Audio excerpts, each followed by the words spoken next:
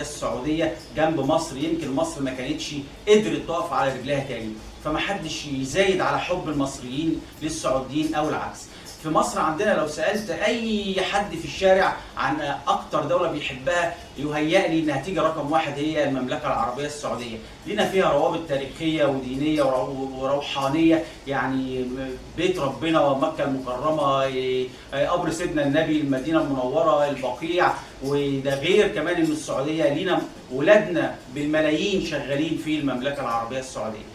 فزي ما قلنا الاحترام المتبادل بين الدولتين ده خلى العلاقات متميزه، لكن في الفتره الاخيره في مسؤول سعودي بيتعمد التصغير والتقزيم والتقليل من دور مصر او المصريين او المسؤولين المصريين. لو السيد تركي الشيخ يعني شخص عادي ما كانش يعني بقى ليه وزن ولا بقى ليه يعني عادي واحد بيتكلم زي ما في بعض المناوشات وبعض كده التركات كده ما بين المصريين والسعوديين، يا كبسه يا طعميه، وبتلاقي هزار في الاخر وحب ما بين المصريين والسعوديين كمواطنين. لكن مشكله السيد تركي الشيخ ان هو مسؤول سعودي، وهنا بيحط المسؤوليه او يعني بيعمل مشكله في العلاقات المصرية السعودية. دخل مجال الرياضة، عمل فتنة ما بين الجماهير المصرية، وعمل فتنة ما بين أكبر ناديين في الوطن العربي وفي أفريقيا، نادي الأهلي ونادي الزمالك.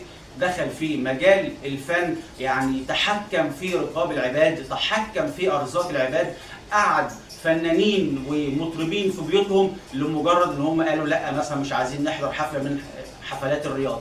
حتى لما اتعملت حفلات الرياض وشفنا فيها مناظر ما يصحش نشوفها في المملكه العربيه السعوديه، بلد رسول الله، ما فيش مسؤول مصري طلع قال ايه العري اللي بيحصل في السعوديه. من امتى السعوديه بيحصل فيها حفلات زي اللي عاملها السيد تركي آل شيخ اللي سف عليها العالم العربي والاسلامي كله؟ احنا كمصريين قلنا والله مالناش دعوه، يعني السعوديين هم احرار في بلدهم، يعني ما فيش حد علق، ما فيش حد سخر من السيد تركي آل شيخ.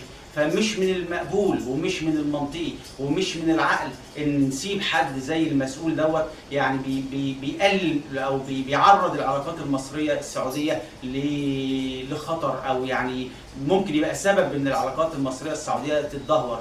وزي ما قلنا يعني يكفينا حب المملكه ويكفينا ان احنا كمصريين عمرنا ما تآمرنا على المملكه العربيه السعوديه، واحنا واثقين كمصريين وكاداره مصريه وكدوله مصريه ان السعوديه عمرها ما تآمرت ولا هتتآمر على مصر، لان زي ما قلنا في محبه ما بين الشعبين المصري والسعودي. فالعلاقات المصريه السعوديه ان شاء الله دايما بخير، بس بلاش والنبي تركي آل شيخ، وحفظ الله المملكه وحفظ الله مصر.